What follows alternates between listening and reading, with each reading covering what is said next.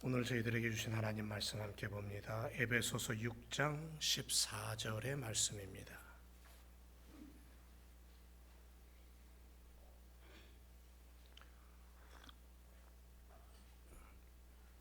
에베소서 4장 16절입니다. 죄송합니다. 에베소서 4장 16절 함께 말씀 읽겠습니다. 시작. 그에게서 온몸이 각 마디를 통하여 도움을 입음으로 연락하고 상합하여 각 지체의 분량대로 역사하여 그 몸을 자라게 하며 사랑 안에서 스스로 세우느니라. 아멘. 주님의 이름으로 여러분들을 환영합니다. 우리 한번 이따가 또 인사하겠지만 오늘 어저께가 한국의 설이었어요. 그래서 우리 옆에 분 뒤에 분하고 새해 복 많이 받으세요 하고 인사 한번 하겠습니다.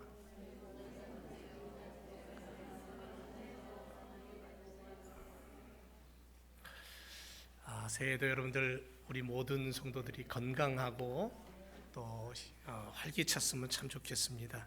그렇게 우리가 기도하고 달려가길 원합니다. 오늘 말씀의 주제는 올바른 성장을 위해 세워야 할 기둥입니다. 자녀들이 자라나는 모습을 보면 늘 감사하죠. 그 자녀들의 또 자녀들 손자들이 균형 잡힌 삶을 살아가는 것을 보게 되면 우리가 참 행복함을 느끼게 됩니다. 요한 3서 1장 2절에 보면 사랑하는 자여 내 영혼이 잘됨 같이 네가 범사에 잘되고 강건하기를 간구한다 그랬습니다. 이 이야기는 뭐냐면 육체적으로나 정신적으로 그리고 영적으로 균형 있는 성장을 부모가 원하듯이 우리 하나님 아버지께서도 간절히 원하고 있다라는 그런 말이 되는 겁니다. 성장하여서 하나님 나라를 선포하는 것이 우리의 사명이죠. 그것이 우리에게 주어진 일입니다. 자, 오늘 우리는 선교 헌신 주일을 맞이해서 예배를 드립니다. 1년에 한 번 2월 둘째 주일은 우리 교회가 정한 선교 주일로 그렇게 예배를 드리며 한 해를 시작하면서 선교의 다짐을 새로 갖는 그러한 주일이죠. 우리가 선교하는 교회로 가기 위해서는 올바로 성장해야 되고요. 올바로 성장하기 위해서는 분명한 신앙 고백 위에 세워지는 흔들리지 않는 기둥이 세워져야 됩니다. 그 올바른 기둥이 세워질 때 비로소 올바른 선교를 할 수 있기 때문에 그렇습니다. 창세기 28장을 보면 야곱은 짐보따리 하나 들고 도망을 갑니다. 나 살려라 하고 도망을 가요.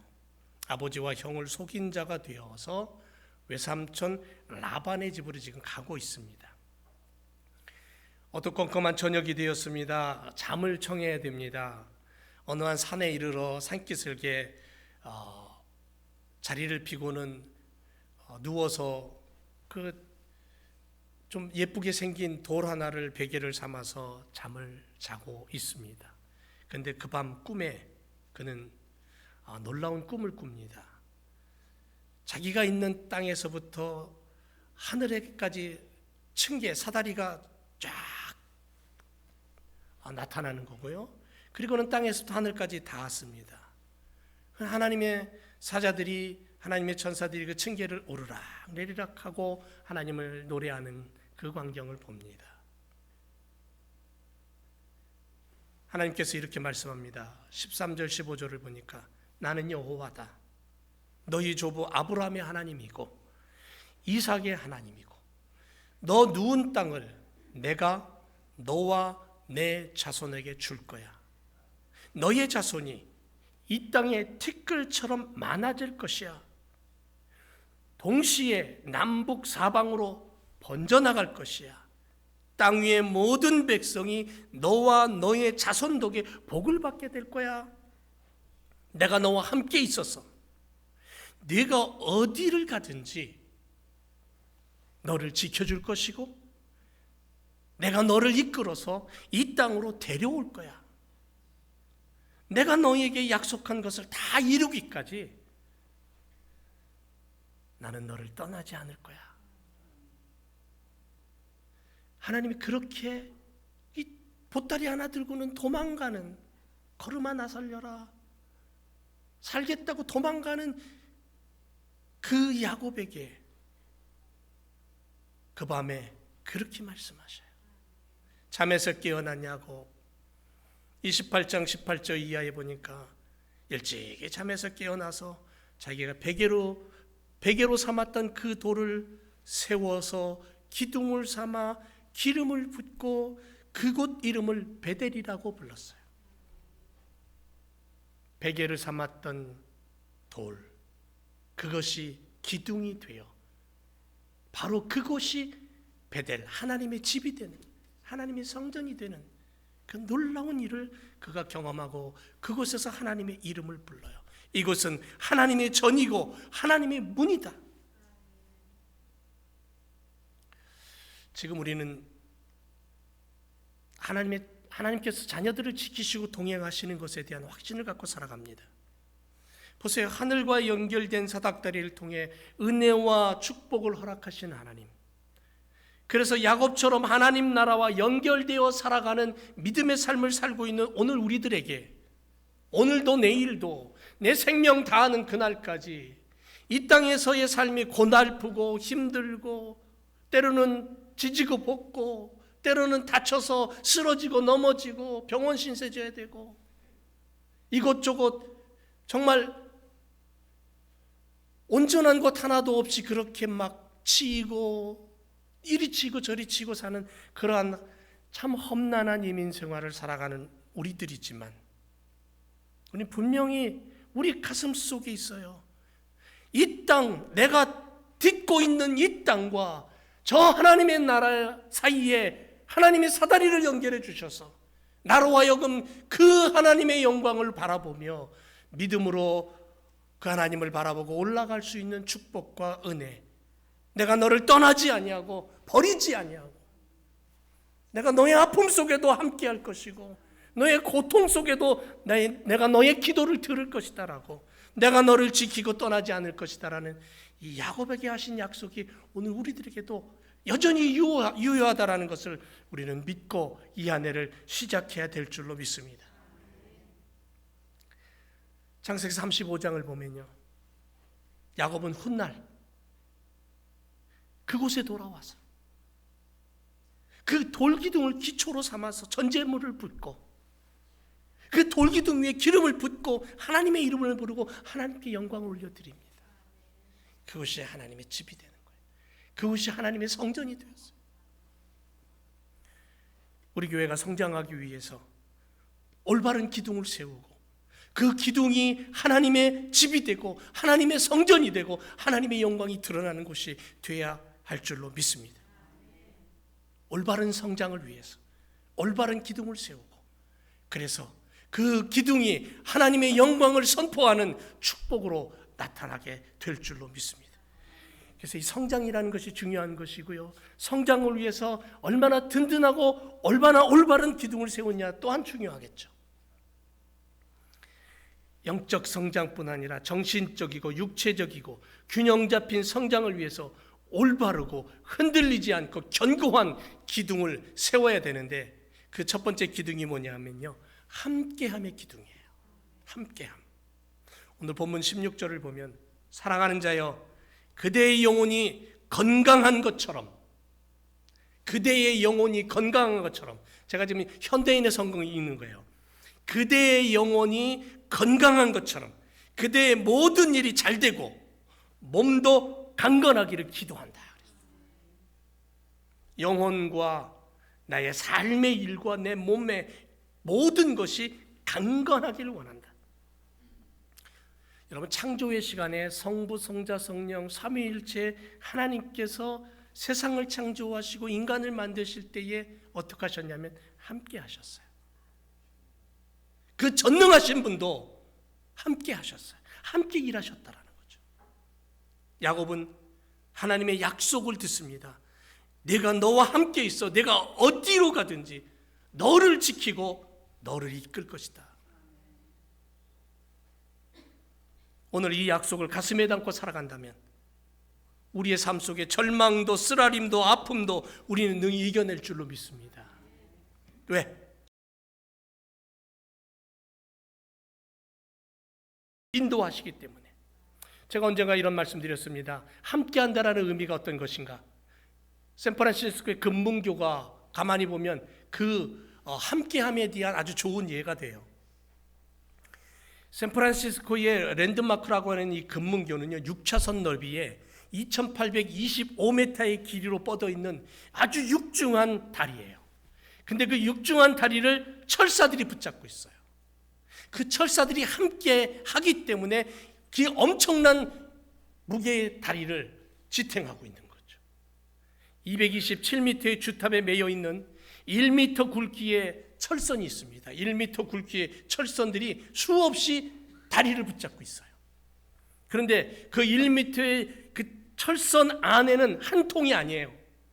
그 안에는 머리카락보다 약간 굵은 1번 철사가 27,000개가 그 가닥이 거기에 서로 꼬여 있어요. 그것이 하나의 통이 되어서 하나의 줄로 연결되어 있는 거예요. 그 줄이 그 다리를 수십 개, 수백 개. 여러분, 한 가닥 한 가닥은 손으로 끊을 수 있을지 모르지만 27,000개가 함께 붙어서 연결되어 있기 때문에 그 엄청난 다리를 붙잡고 있는 거예요. 샌프란시스코에서 조금 북쪽으로 올라가면 오레곤주가 시작됩니다. 그곳에 하늘을 찌릿한 레드우드 숲이 있대요. 그런데 불행하게도 그곳 지질은 겉흙이 매우 얇은 화강암반 지역이라서 그 레드우드가 뿌리를 깊게 박을 수가 없어요. 조그마한 바람에도 쓰러질 수밖에 없는 그러한 지형을 가지고 있어요. 그런 환경을 갖고 있어요. 그런데도 불구하고 그 숲에 가보면 거대한 빌딩 높이의 나무들이 하늘을 찌르듯이 서 있어요. 어떤 거는 90m 높이에 20m가 넘는 둘레를 가지고 있는 나무도 있어요. 이 적박한 환경에서 어떻게 이들이 그런 숲을 이룰 수 있었을까? 그 비결을 찾아보니까 간단합니다. 그 나무의 뿌리와 뿌리가 서로를 붙잡아주고 있었다라는 거예요. 함께함입니다. 연합입니다. 오늘도 우리는 주님과 함께 걸어가야 돼요. 고린도후서 6장 1절에 보니까 우리가 하나님과 함께 일하는 자로서 그랬습니다.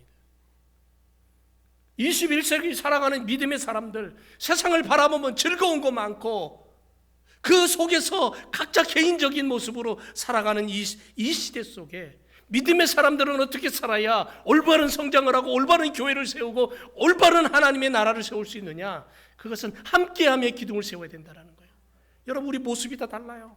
성격도 다르고요, 말하는 투도 다르고요, 생각하는 것도 다르고요, 먹는 것도 때로는 다 달라요. 그럼에도 불구하고 일주일에 한 번씩 우리는 예배를 마치면 한 솥에서 나오는 음식을 먹어요. 맛이 있든 맛이 없든 맛있다고 먹어요. 예. 맛없다고 하는 분 한 번도 못 봤어요. 지금 못 들어봤어요. 지금까지 제가 20년 동안 이 교회에서 사역하면서. 왜요? 함께함이에요. 거기에 무엇이 들어가든 믿음으로 가지고 정성으로 음식을 만든 것을 확신하기 때문에 먹는 거예요. 맛있게. 뿌리가 뿌리를 서로 연결해 주는 그 모습. 우리가 함께 한다는 것은 하나님이 우리를 하나님의 성전에 기둥되게 하셨어요. 계시록 3장 12절에 뭐라고 말씀하시냐면 이기는 자는 내 하나님 성전에 기둥이 되게 하겠다 그랬어요. 이 험한 세상에 믿음으로 이김의 삶을 살고 복음을 가지고 어둠의 세력과 맞서서 전신갑주로 무장하여 이김의 삶을 살아가는 하나님의 백성들을 향하여 하나님이 약속합니다. 내 하나님의 성전에 기둥이 되게 하겠다.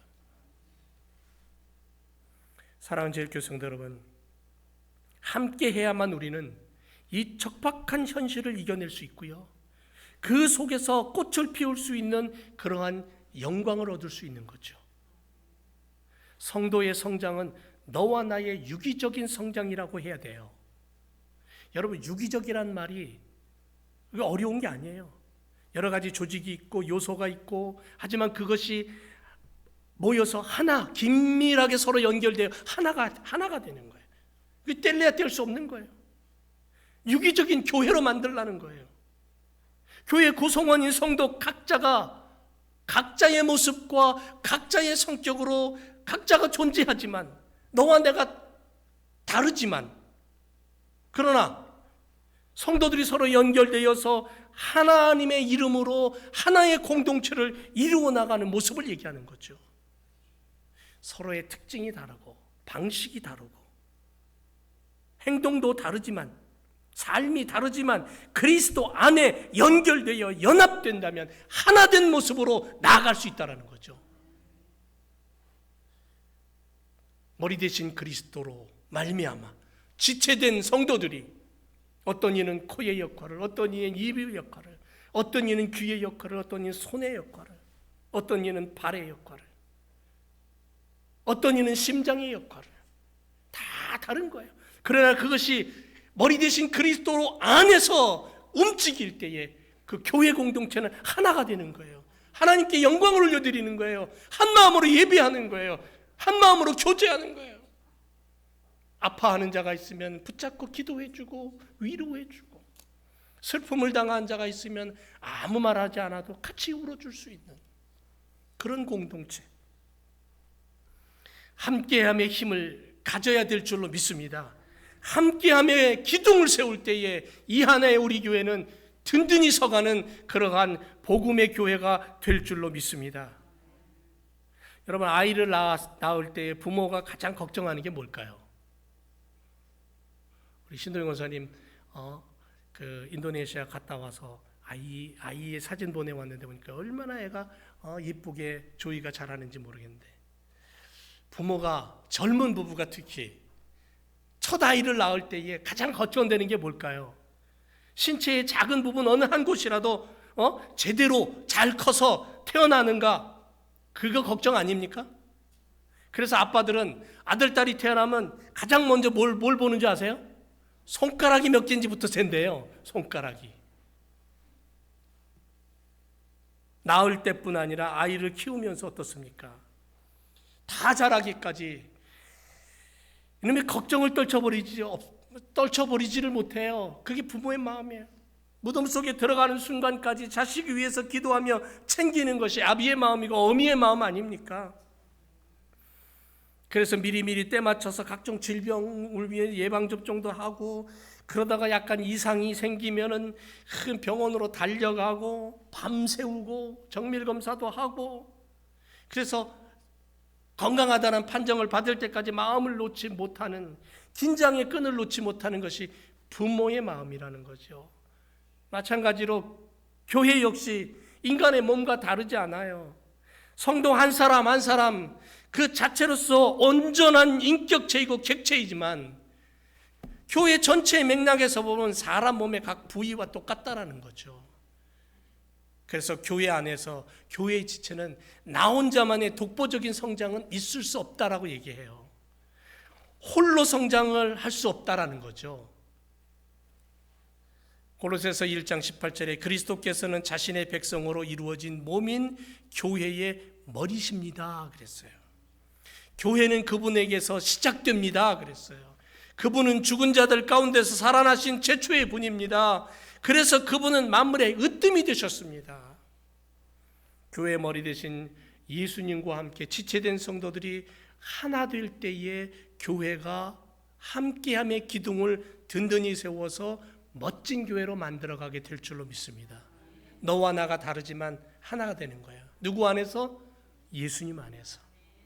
또 하나 우리가 세워야 될 기둥이 또 하나 있는데요. 그건 뭐냐면 특권이라는 기둥이에요. 특권. 어떤 특권일까요? 이 땅을 살아가면서 우리는 어떤 특권을 세워야 될까요? 특별한 권리죠. 특별한 권세입니다. 영원한 생명을 맛보며 살아가도록 잔치상을 베풀어 주신 하나님의 그 특별한 축복. 세상 앞에, 원수들 앞에 당신의 자녀들을 앉혀놓고 상다리가 휘어질 정도로 상을 차려놓고는 먹이시는 하나님이에요. 그런 특권이 있는 거예요. 그래서 오늘 성경 베드로전서 2장 9절에 보니까 그 특권 중에 하나가 뭐냐면 하나님의 소유된 백성이라는 특권의 기둥을 세우라는 거죠. 여러분 이 땅을 살아가면서 잊지 말아야 될 것 하나, 그게 뭐냐면 나는 하나님의 특별한 소유된 백성이다. 이것만큼 놓치지 마세요. 택함 받은 하나님의 특별한 소유. 시편 135편 4절에 보니까 여호와께서 자기를 위하여 야곱 곧 이스라엘을 자기의 특별한 소유로 택하셨다 그랬어요. 말라기 3장 17절에 만군의 여호와가 이르노라 내가 나의 정한 날에 그들로 나의 특별한 소유를 삼을 것이다 그랬어요. 나의 특별한 소유. 여러분 이렇게 보면 하나님의 특별한 소유가 있는 것, 특별한 게 있는 것 같아요. 왜냐하면 세상 모든 것이 하나님 거예요. 왜? 하나님 창조주잖아요. 모든 걸 만드셨어요. 모든 걸 가지신 분이에요. 이 세상의 모든 것이 하나님 거예요. 그런데 굳이 다 하나님 건데 그 중에 특별하다라는 단어를 쓸 이유가 뭐가 있을까? 하나님은 모든 것들 중에 정말 소중하게 여기시는 것이 있어요. 정말 특별하게 생각하는 것이 있어요. 모든 민족 중에 이스라엘 민족을 하나님은 특별히 당신의 장자의 자식으로 택하셨어요. 장자의 민족으로 택하셨어요. 그게 특별함이에요. 스페셜. 하나님의 스페셜한 그러한 존재라는 거예요. 나는 하나님의 생명을 가진, 하나님의 능력을 가진 자이지만, 하나님의 자녀이지만 특별히 하나님이 나를 아주 스페셜하게 나를 생각하시고 이끌어 가신다. 그런 믿음으로 살아가자는 거예요. 여러분들 중에 많은 것이 있지만 특별히 아끼는 거 있잖아요. 여러분 중에 특별히 아끼는 게 뭡니까? 어떤 분에게 이렇게 얘기했더니 내 마누라요. 그런 분이 있더라고요. 아주 멋진 답이죠. 예. 그 답을 들은 마누라는 그날 저녁 음식이 달라질 거예요. 제가 제가 특별히 여기는 거는요, 저는 많은 것들이 있지만 카메라를 굉장히 소중하게 여겨요. 제 사진 찍는 걸 좋아하니까. 이렇게 여러분들 각자마다 소중하게, 많은 것들 중에 소중하게 여기고 귀하게 아끼는 게 있을 거예요. 그런데 하나님이 내가 아끼는 그 소중함보다도 더 높게, 더 귀하게 나를 아끼신다는 거예요. 나를 특별하게 아끼신다는 거예요. 그걸 어떻게 알 수 있냐? 여러분들 지금 얼굴 보니까 알 수 있겠어요. 아하, 하나님이 여러분들을 정말 귀하게, 특별하게 여기시는구나. 세상의 많은 것들 중에서 다 하나님 거지만 그 중에 하나님이 요것만큼은 안 돼. 다른 건 너 가져도 돼. 근데 요건 안 돼. 야곱아, 너를 창조하신 자가 누구냐? 너를 세운 자가 누구냐? 내가 너를 지명하여 불렀나니 너는 내 거야. 얼마나 놀라운 말씀인지 몰라요. 하나님이 나를 당신의 소유된 백성 삼았다. 이것만큼 더 놀라운 일이 없어요. 또 하나 뭐냐면요, 하나님이 나를 거룩한 백성 되게 하셨다는 특권이에요. 여러분, 이 거룩이라는 단어는 하나님만 사용할 수 있는 단어예요. 하나님만 들을 수 있는 단어예요. 그런데 하나님이 우리를 향해 뭐라 그러시냐면 내가 거룩하니 너도 거룩해야 돼. 아니, 거룩해라. 그렇게 명령했어요. 하나님을 섬기는 백성으로 살고 하나님을 예배하는 백성으로 사는 것. 그러므로 그 하나님을 예배하고 하나님을 바라보며 하나님이 인정하신 거룩한 백성으로 사는 우리들이 이 땅을 향하여 사랑하며 살아라. 내가 사랑한 것처럼 너희도 사랑해라. 내가 거룩한 것처럼 너희도 거룩해라. 그렇게 특권을 우리에게 주셨어요. 그 기둥이 나의 삶 속에 있어야 돼요. 나의 믿음 속에 있어야 돼요. 하나의 기둥은 하나님이 특별히 스페셜한 당신의 자녀로 나를 삼으셨다라는 이 기둥을 세우고, 또 한쪽에는 그러므로 내가 이 땅을 살아갈 때 나는 거룩한 하나님의 백성으로 이 땅을 살아가야 된다라는 그 기둥을 세워야 된다는 거예요. 그래서 하나님이 세상을 사랑한 것처럼 나도 그 하나님의 거룩을 가지고 세상을 사랑할 수 있어야 된다는 거죠. 이 기둥을 세울 때 우리는 이 땅에서 어떤 세찬 바람이 불어와도 흔들리지 않는 거예요.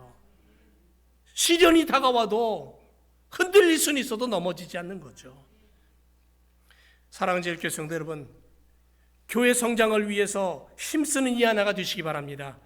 나 개인적인 신앙의 성장을 위하여 힘쓰고 애쓰는 한 해가 되시기를 주님의 이름으로 축원을 드립니다. 그런 성장의 목표를 가지고 달려갈 때에 우리는 함께하는 기둥을 세워야 된다.